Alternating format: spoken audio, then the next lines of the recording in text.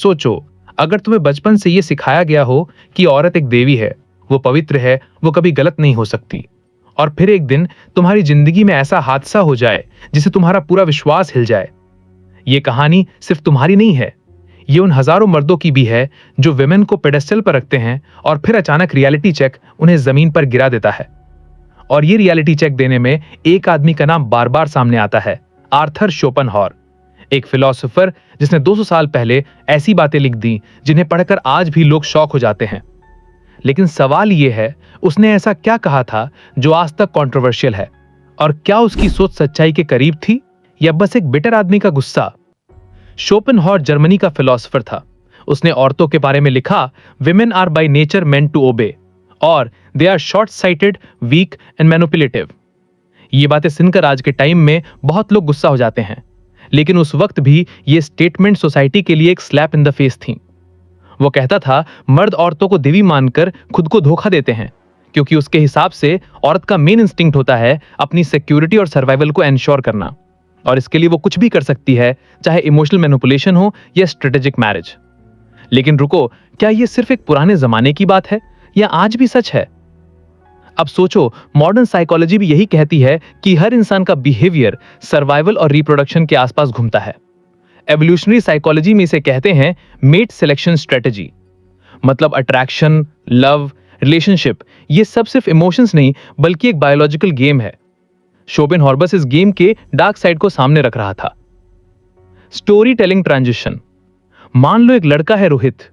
रोहित को बचपन से ही सिखाया गया औरतें बहुत मासूम होती हैं, उनका दिल मत दुखाना। वो अपनी कॉलेज क्रश के लिए सब कुछ करता है, गिफ्ट्स, हेल्प, टाइम। लेकिन एक दिन वो लड़की किसी ऐसे लड़के के साथ चली जाती है जो ना तो उतना केयरिंग है ना उतना अवेलेबल। रोहित का दिल टूट जाता है। वो सोचता है, मैंने तो उसे देवी की तरह ट्रीट किया, फिर भी उसने मुझे क्यों छोड़ा? यही शोपेनहॉर की फिलॉसफी आंसर देती है, क्योंकि अट्रैक्शन सिर्फ रेस्पेक्ट और काइंडनेस पर नहीं बल्कि स्ट्रेंथ, डोमिनेंस और सर्वाइवल वैल्यू पर भी डिपेंड करता है। तो क्या हमें औरतों को रेस्पेक्ट देना बंद कर देना चाहिए, या फिर रेस्पेक्ट के साथ साथ रियलिटी को भी समझना चाहिए? शोपेनहॉर के लिए औरतों को पेडेस्टल पर रखना सबसे बड़ी गलती थी। वो कहता था, जब तुम किसी को बहुत ऊंचा रख देते हो तो वो तुम्हें नीचे देखना शुरू कर देता है, और रिलेशनशिप में ये इम्बैलेंस हमेशा तुम्हारे खिलाफ जाता है। ये बात मॉडर्न डेटिंग कोचेस भी कहते हैं। अगर तुम खुद को हाई वैल्यू नहीं दिखाओगे तो चाहे तुम कितने भी अच्छे इंसान क्यों ना हो, अट्रैक्शन फेड हो जाएगा। Psychology trigger. हार्वर्ड के एक स्टडी में पाया गया, जो लोग अपने पार्टनर को टू परफेक्ट मानते हैं वो ब्रेकअप के बाद ज्यादा इमोशनली टूटते हैं, क्योंकि उनका दिमाग उस इंसान को आइडल मानकर पूरी आइडेंटिटी बना लेता है, और जब वो आइडल टूटता है तो पूरा सेल्फ एस्टीम गिर जाता है। शोपेनहॉर के लिए औरतें इंसान थीं, फ्लॉज और स्ट्रेंथ के साथ। वो कहता था, उन्हें देवी मत बनाओ, लेकिन उन्हें नीचा भी मत दिखाओ। बस उनकी नेचर को समझो और उसी के हिसाब से गेम खेलो। लेकिन असली ट्विस्ट ये है, शोपेनहॉर खुद औरतों से दूर नहीं रह सका। तो क्या वो हिपोक्रेट था, या उसने सिर्फ थ्योरी में कटु सच लिखा था और असल में अलग खेल खेलता था? हम पार्ट 2 में डिटेल में देखेंगे कैसे शोपेनहॉर की पर्सनल लाइफ उसकी फिलॉसफी से टकराती रही, और कैसे उसके अपने एक्सपीरियंसेस ने उसे और भी बेटर बना दिया। अगर तुम्हें ये बातें सुनकर लग रहा है कि तुम्हें भी रियलिटी चेक चाहिए, तो अभी इस वीडियो को लाइक करो और चैनल को सब्सक्राइब कर लो, क्योंकि अगले पार्ट में हम शोपेनहॉर की पर्सनल लव स्टोरीज खोलेंगे, और यकीन मानो वो किसी भी बॉलीवुड ट्विस्ट से कम नहीं। पार्ट 2, शोपेनहॉर की पर्सनल लाइफ का डार्क ट्विस्ट। तुम सोच रहे होगे, इतना बड़ा फिलोसोफर जो औरतों के खिलाफ इतनी तीखी बातें लिखता था, शायद वो खुद उनसे दूर रहता होगा या पूरी तरह सेलिब्रेट लाइफ जीता होगा। लेकिन सच्चाई क्या? शोपेनहॉर खुद औरतों की ओर खिंचता था, और यहीं से आता है उसकी कहानी में वो डार्क मेसी ट्विस्ट। क्या आयरनी नहीं है कि जो आदमी बार बार कहे कि औरतें सिर्फ मैनिपुलेशन करती हैं, वो खुद उनके चाम में फंस जाए। आर्थर शोपेनहॉर 27 साल का था जब उसने अपनी पहली सीरियस अट्रैक्शन फील की। लड़की थी टेरेसा फ्यूगा, इटालियन सिंगर। वो स्मार्ट थी, विटी थी और स्टनिंग थी। शोपेनहॉर को लगा कि ये आइडियल विमेन है। लेकिन कुछ महीनों में ही उसे पता चला कि टेरेसा सिर्फ उससे नहीं मिल रही थी, वो एक रिच बिजनेसमैन के साथ भी रिलेशनशिप में थी, और शायद उसी से फाइनेंशियल सपोर्ट ले रही थी। शोपेनहॉर को लगा जैसे किसी ने उसके दिमाग पर हथौड़ा मार दिया हो। यहीं से उसकी सोच और भी सिनिकल हो गई। लेकिन असली शौक तो आगे आने वाला था। कुछ साल बाद बर्लिन में शोपेनहॉर का एक पड़ोसी डिस्प्यूट में एक महिला से झगड़ा हुआ। उसने उस महिला को धक्का दे दिया और वो गिरकर चोटिल हो गई। महिला ने उसके खिलाफ केस कर दिया और यह केस पूरे 20 साल चला। इस दौरान शोपेनहॉर ने बार बार कहा, सी, यही होती हैं महिलाएं, छोटी सी बात को ड्रामा और लीगल बैटल में बदल देती हैं। यह इंसिडेंट उसकी राइटिंग में बार बार रिफ्लेक्ट हुआ, जहां उसने औरतों को ट्रबल मेकर बाय नेचर कहा। अब सोचो, जब किसी के साथ बार बार नेगेटिव पर्सनल एक्सपीरियंसेस होते हैं तो उसका दिमाग कंफर्मेशन बायस में फंस जाता है।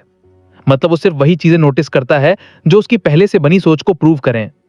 साइकोलॉजी में इसे कहते हैं सेलेक्टिव परसेप्शन। शोपेनहॉर के साथ यही हुआ।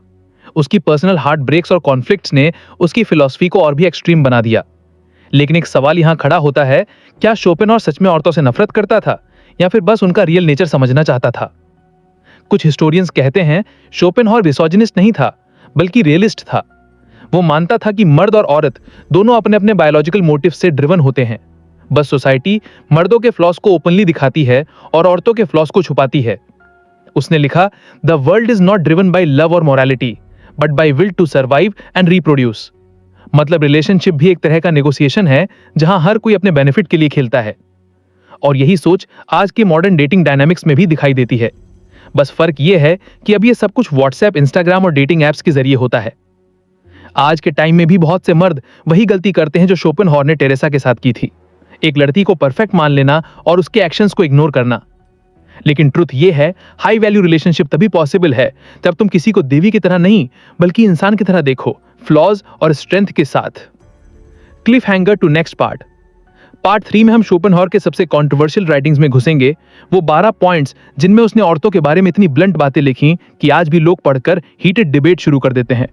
और मैं तुम्हें बताऊंगा इनमें से कौन सी बातें सच में साइकोलॉजी से मैच होती हैं और कौन सी प्योर बायस हैं।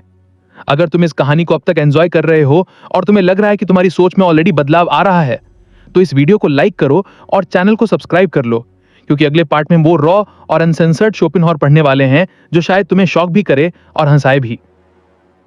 पार्ट 3, शोपेनहॉर के 12 ब्रूटल पॉइंट्स ऑन वुमेन और उनकी आज की रेलेवेंस। तैयार हो, क्योंकि अब हम घुसने वाले हैं शोपेनहॉर के राइटिंग्स के सबसे डेंजरस हिस्से में। वो 12 ब्लंट पॉइंट्स जिनमें उसने औरतों के बारे में इतनी कड़वी बातें लिखी कि आज भी लोग पढ़कर हीटेड डिबेट करते हैं। और मैं तुम्हें बताऊंगा इनमें से कौन सी बातें सच में साइकोलॉजी से मैच होती हैं और कौन सी प्योर बायस हैं। चलो शुरू करते हैं पॉइंट नंबर 1 से। Point 1, women are by nature short sighted. Schopenhauer का मतलब था औरतें लॉन्ग टर्म प्लानिंग में कमजोर होती हैं और ज्यादातर प्रेजेंट मोमेंट में डिसीजंस लेती हैं। Modern psychology check. रिसर्च कहती है कि इमोशनल डिसीजन मेकिंग में विमेन ज्यादा इन्फ्लुएंस्ड होती हैं, लेकिन सोशल प्लानिंग में कई बार वो मेन से बेटर होती हैं। मतलब आधा सच आधा मिथ।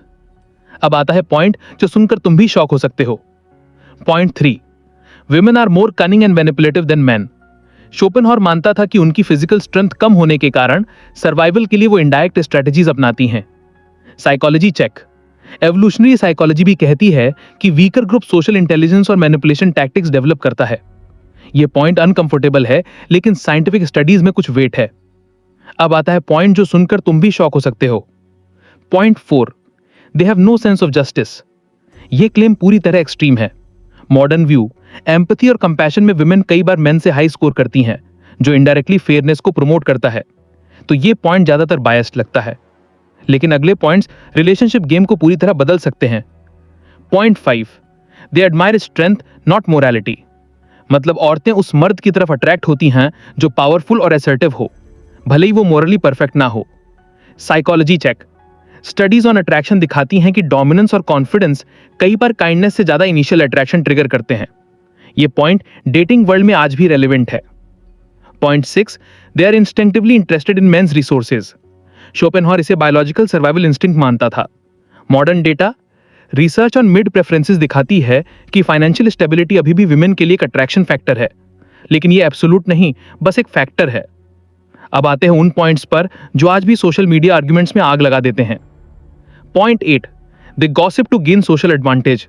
सोशल साइकोलॉजी कंफर्म करती है कि गॉसिप सिर्फ विमेन नहीं, मेन भी करते हैं, बस विमेन में ये ज्यादा सोशल बॉन्डिंग के लिए होता है। Point 9, they are naturally jealous of other women. Studies भी दिखाती हैं कि इंट्रासेक्सुअल कंपटीशन विमेन में रियल है, especially when competing for high value man. Point 10, their beauty is their primary currency. ये हार्श है, लेकिन एवोल्यूशनरी थ्योरी कहती है कि physical attractiveness historically mate selection में मेजर रोल निभाता था। आज के वर्ल्ड में स्किल्स और पर्सनैलिटी भी बिग फैक्टर्स हैं। Point 11, they age faster in terms of sexual value. Schopenhauer ने बायोलॉजिकल फर्टिलिटी डिक्लाइन को अट्रैक्शन से लिंक किया। साइंस कहता है कि फर्टिलिटी अर्ली 30s के बाद डिक्लाइन होती है, लेकिन आज सोशल फैक्टर्स और पर्सनल ग्रूमिंग से परसेप्शन बदल रहा है। Point 12, main must lead, women must follow. यह प्योर पैट्रियार्की का स्टेटमेंट था।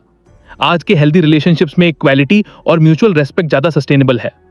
पार्ट 4 में हम इन 12 पॉइंट्स में से सबसे डेंजरस वाले, मतलब women admire strength not morality, को डीप डाइव में समझेंगे और देखेंगे कि कैसे ये rule modern dating, Instagram culture और सेलिब्रिटी क्रशेस में बार बार प्रूव होता है।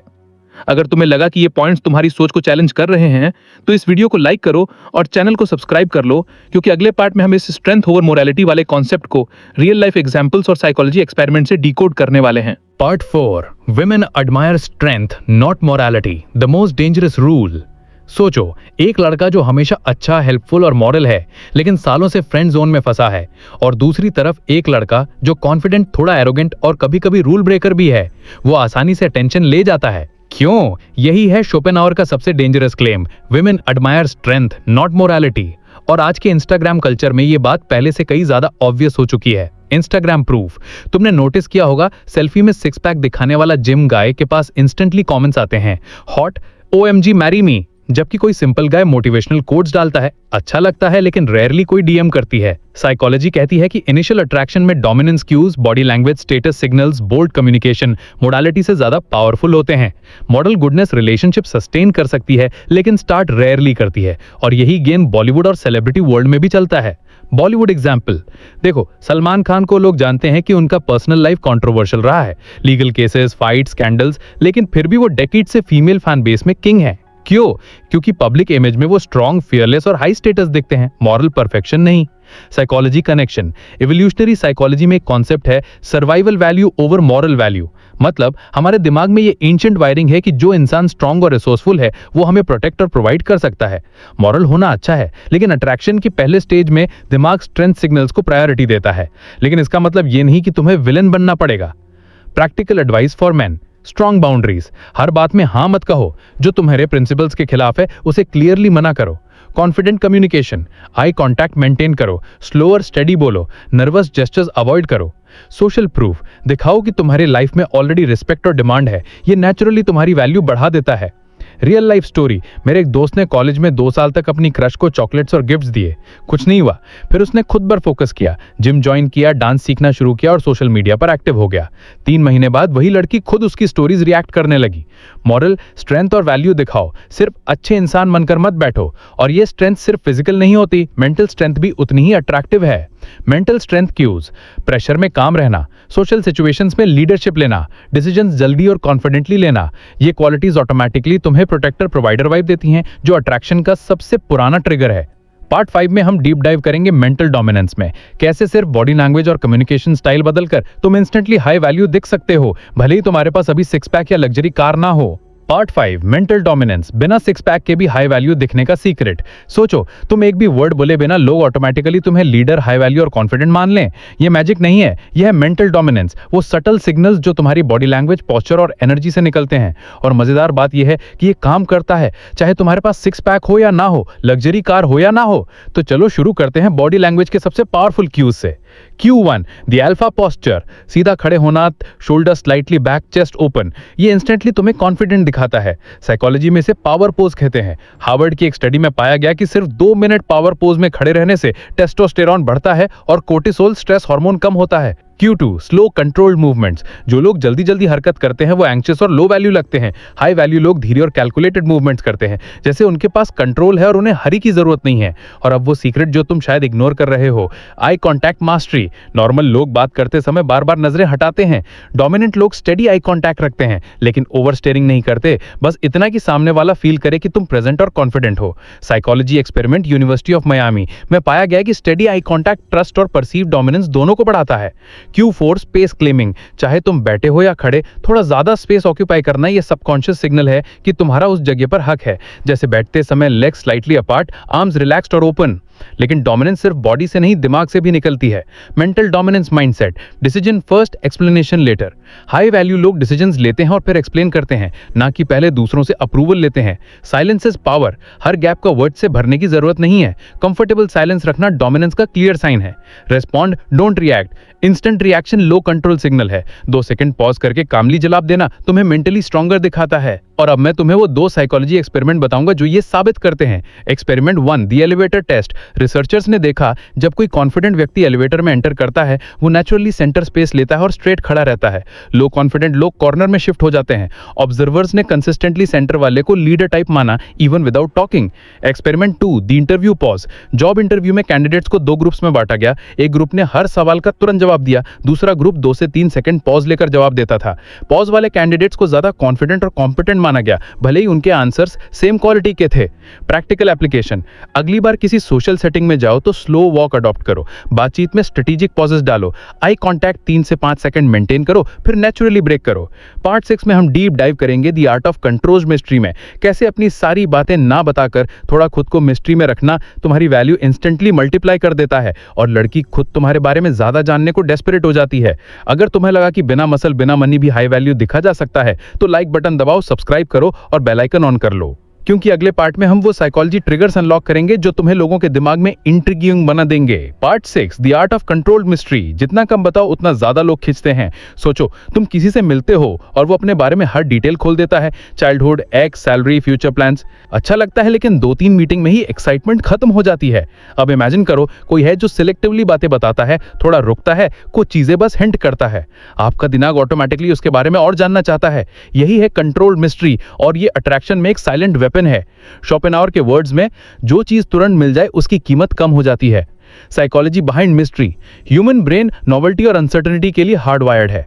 जब हमें किसी के बारे में सब कुछ नहीं पता होता, हमारा दिमाग गैप्स भरने के लिए उसके बारे में ज्यादा सोचने लगता है और ये सोच ही अट्रैक्शन को फ्यूल देती है। यूनिवर्सिटी ऑफ वर्जीनिया की एक स्टडी में पाया गया कि लड़कियां उन लड़कों में ज्यादा इंटरेस्ट दिखाती हैं जिनके इंटेंशंस अनक्लियर थे, कंपेयर टू उन लड़कों के जिनका इंटरेस्ट पहले से कंफर्म था। लेकिन याद रखना, मिस्ट्री का मतलब रूड या फेक होना नहीं है। Controlled mystery rules, share less, observe more. पहली मीटिंग में अपने बारे में हर डिटेल मत बताओ, टॉपिक स्विच करो, सवाल पूछो और क्यूरियोसिटी छोड़ो। Hints over full stories. Example, अगर तुमने कोई एडवेंचर किया है, बस इतना कहो, लास्ट ईयर कुछ ऐसा हुआ था जिससे मेरी पूरी थिंकिंग चेंज हो गई थी, और फिर टॉपिक चेंज कर दो। सामने वाला खुद पूछेगा। सोशल मीडिया डिसिप्लिन, अपनी पूरी लाइफ इंस्टाग्राम पर मत डालो। 70% क्यूरेटेड, 30% अननोन, ताकि लोग गेस करें कि तुम बाकी टाइम क्या कर रहे हो। ये सिर्फ डेटिंग में नहीं, पॉलिटिक्स और सेलिब्रिटी ब्रांडिंग में भी काम करता है। Example, Bollywood and public figures. Shahrukh Khan interviews में बहुत चार्मिंग है, लेकिन प्राइवेट लाइफ के डिटेल्स बहुत लिमिटेड रखते हैं। रिजल्ट, फैंस डेकेड्स बाद भी उनके बारे में जानने के लिए क्यूरियस रहते हैं। पॉलिटिशियंस भी अपनी कुछ बातें इंटेंशनली हिडन रखते हैं, क्योंकि मिस्ट्री पावर प्रोजेक्ट करती है। डार्क साइकोलॉजी एंगल, मिस्ट्री एक तरह का इंफॉर्मेशन कंट्रोल है। जब तुम हर बात नहीं बताते, तुम पावर पोजीशन में रहते हो, क्योंकि सामने वाला तुम्हें डिकोड करने में बिजी रहता है। ये तुम्हें मेंटली इन्वेस्टेड कर देता है। रियल लाइफ स्टोरी, एक मेरे दोस्त की डेटिंग स्टाइल सिंपल थी। वो सवाल ज्यादा पूछता था, अपने बारे में बस स्निपेट्स देता था। रिजल्ट, लड़कियां खुद उसकी हॉबीज, पास्ट और पर्सनल लाइफ के बारे में पूछती रहती थी। वो कहता था, अगर वो तुम्हारे बारे में जानने को उत्सुक नहीं है तो अट्रैक्शन शैलो है। अब सवाल ये, तुम मिस्ट्री कैसे मेंटेन करोगे बिना बोरिंग लगे? प्रैक्टिकल मिस्ट्री मेंटेनेंस, अपनी कॉन्वर्सेशंस में स्टोरी गैप्स छोड़ो, हर डिटेल एक ही बार में रिवील मत करो, ड्रिप फीड अप्रोच अपनाओ।